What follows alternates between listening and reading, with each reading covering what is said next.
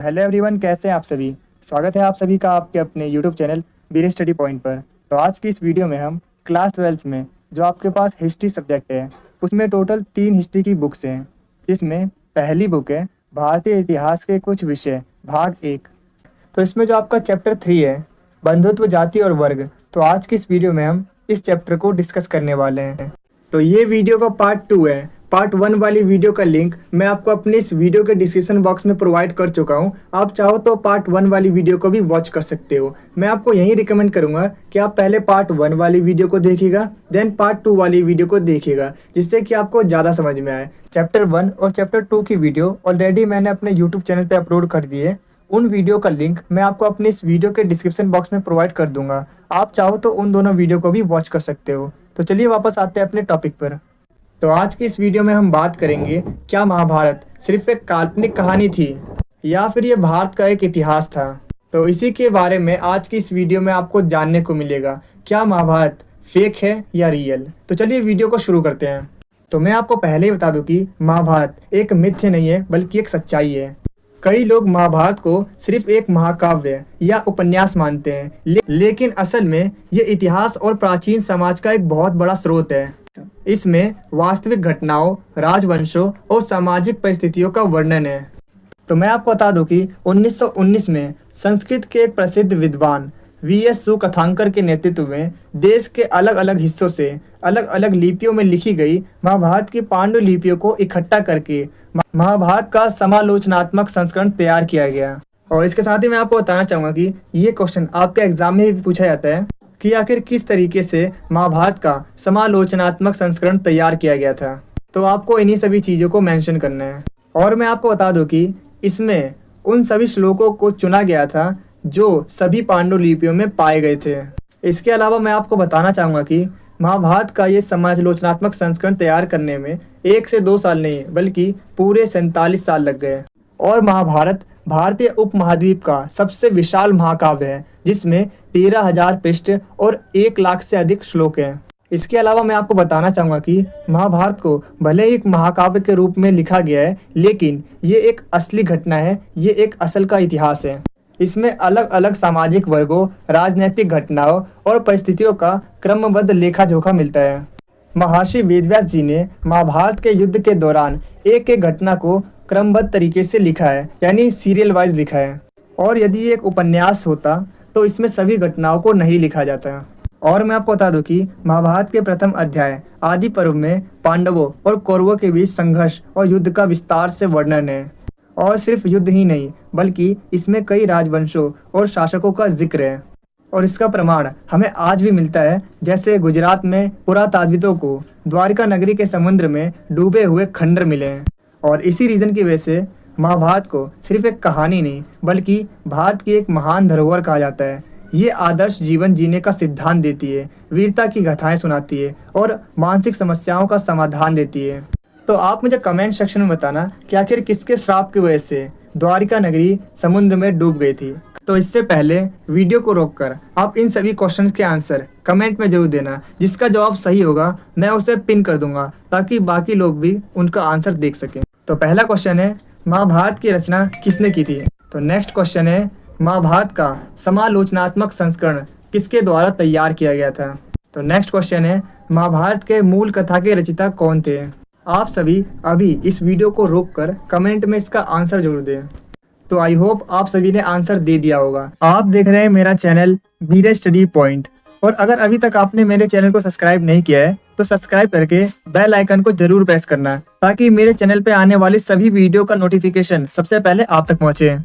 तो चलिए अब वीडियो में आगे बढ़ते हैं। अगर आपको इस वीडियो के प्रॉपर आंसर वाले नोट्स चाहिए तो नोट्स का लिंक मैंने डिस्क्रिप्शन में डाल रखा है, आप वहां से नोट्स को डाउनलोड कर सकते हैं। अगर आपको ये वीडियो अच्छी लग रही है तो आप इसे लाइक, शेयर और कमेंट जरूर करें, क्योंकि जब आप लाइक करते हो तो हमें मोटिवेशन मिलता है ऐसी और बहुत सी वीडियोस बनाने के लिए। और जब आप वीडियो को शेयर करते हो तो जैसा कि आपको पता ही होगा, नॉलेज बांटने से बढ़ती है।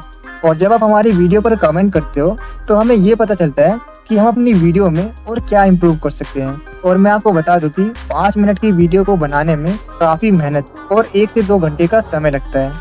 तो आप हमारी वीडियो को लाइक, शेयर और कमेंट जरूर करें, ताकि हम आपके लिए ऐसी ही और वीडियोस को ला सकें।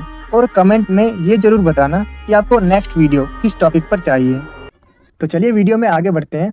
तो आइए हम बात करते हैं महाभारत के लेखक सिर्फ एक थे या अनेक।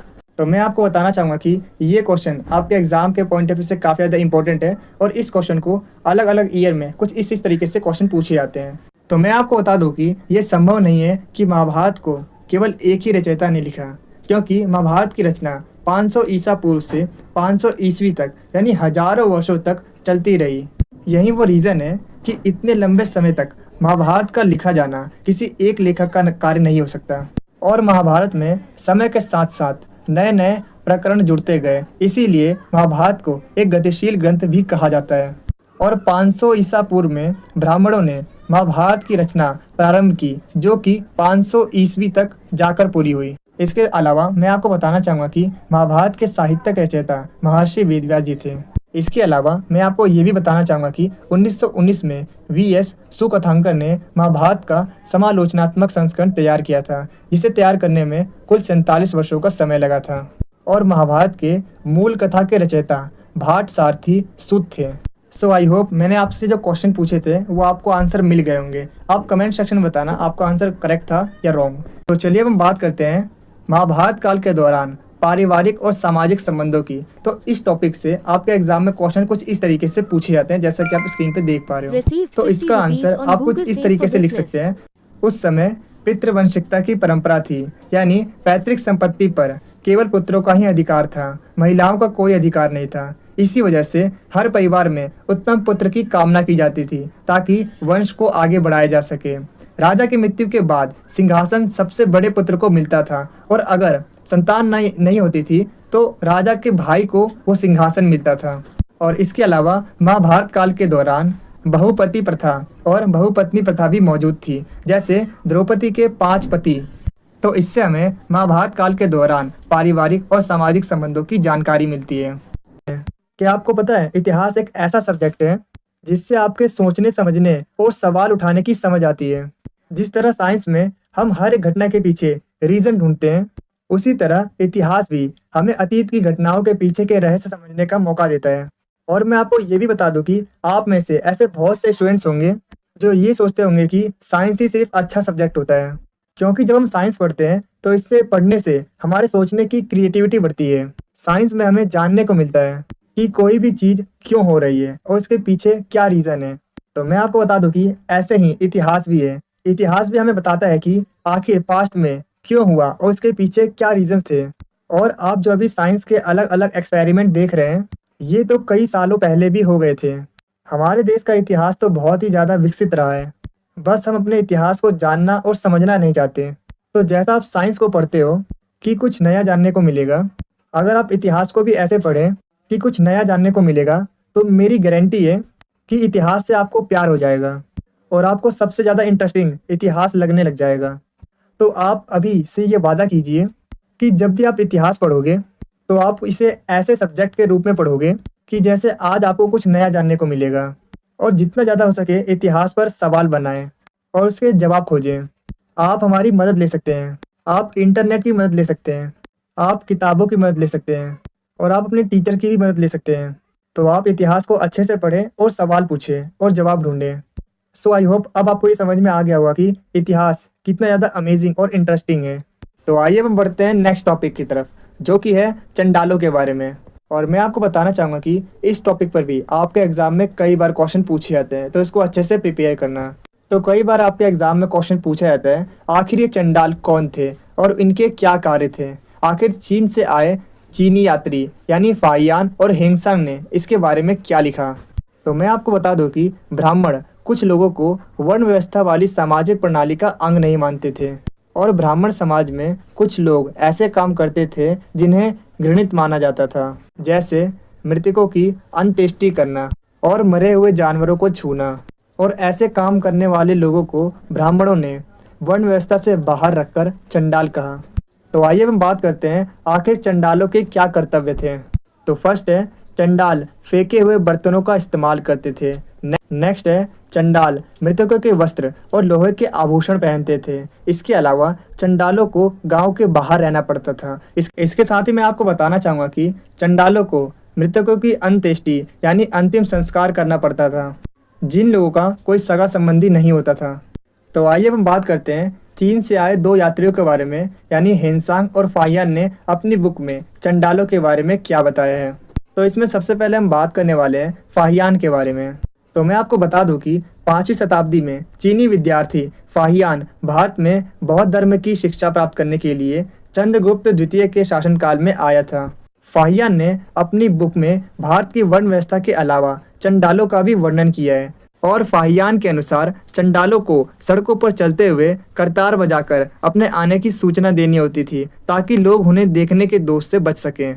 तो नेक्स्ट हम बात करते हैं अगले चीनी यात्री हेनसांग के बारे में। तो मैं आपको बताना चाहूँगा कि 7वीं शताब्दी में चीनी विद्यार्थी हेनसांग भारत में बौद्ध धर्म की शिक्षा प्राप्त करने के लिए हर्षवर्धन के शासनकाल में आए थे।